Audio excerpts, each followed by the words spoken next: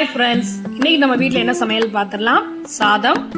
நான் இன்றைக்கி குக்கரில் சாதம் பண்ணியிருக்கேன். கொஞ்சம் டைம் ஆகிடுச்சு, நான் குக்கரில் பண்ணிட்டேன். சூடாக சாதம் நமக்கு ரெடியாக இருக்குது. அடுத்ததாக பார்த்தீங்கன்னா நிறைய சின்ன வெங்காயமும் முருங்கைக்காயும் போட்டு புளிக்குழம்பு பண்ணியிருக்கேன்.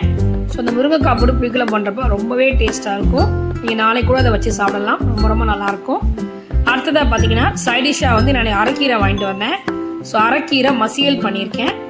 அரைக்கீரை, ஒரு தக்காளி, ஒரு பச்சை மிளகா, 2 பல்லு பூண்டு எல்லாத்தையும் நல்லா வேக வச்சுட்டு, உங்கள்கிட்ட கீரை கடையிற கல் மத்து இருந்துச்சுன்னா நீங்கள் அதில் போட்டு உப்பு போட்டு நல்லா கடைஞ்சி எடுத்திங்கன்னா சூப்பரான அரைக்கீரை மசியல் ரெடி ஆகிடும். இதை அப்படியே நீங்கள் சாதத்தில் போட்டு இந்த புளிக்குழம்பு ஊற்றி சாப்பிட்றப்ப அவ்வளோ டேஸ்ட்டாக இருக்கும். இந்த மாதிரி ட்ரை பண்ணி பாருங்கள்.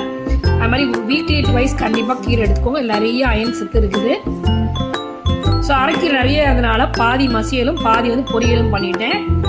ஸோ இது பார்த்தீங்கன்னா நல்லெண்ணெய் ஊற்றிட்டு கடுகு, உளுத்தம்பருப்பு, கருவேப்பிலை, சின்ன வெங்காயம், பூண்டு, சீரகம் எல்லாத்தையும் போட்டு நல்லா வதக்கிட்டு, கீரையும் போட்டு ஒரு வதக்கிட்டு கடைசியாக தேங்காய் பொடி இறக்குனீங்கன்னா சூப்பரான கீரை பொரியல் உங்களுக்கு ரெடி ஆகிடும். ஸோ இதே மாதிரி ட்ரை பண்ணி பாருங்கள். அடுத்ததாக 4 முட்டை வேக வச்சுருக்கேன். ஸோ இதுதான் இன்னைக்கு எங்கள் வீட்டு சமையல். வீடியோ பிடிச்சிச்சுன்னா லைக் பண்ணுங்கள், ஷேர் பண்ணுங்கள், கமெண்ட் பண்ணுங்கள்.